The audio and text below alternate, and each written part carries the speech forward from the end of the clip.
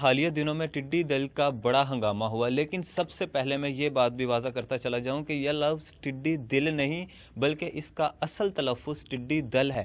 دل لشکر کو کہتے ہیں، یعنی ٹڈیوں کا لشکر۔ ٹڈی جیسا کہ نام سے ظاہر ہے کہ ایک قسم کا کیڑا ہے جو اڑ سکتا ہے۔ یہ کیڑا تر و تازہ سبزہ مثلاً ایک کھڑی فصل ان کی پسندیدہ غذا ہوتی ہے۔ جب سینکڑوں ہزاروں کی تعداد میں مل کر کسی فصل پر حملہ آور ہوتے ہیں تو منٹوں میں کئی ایکڑ پر کھڑی فصل تباہ کر دیتے ہیں۔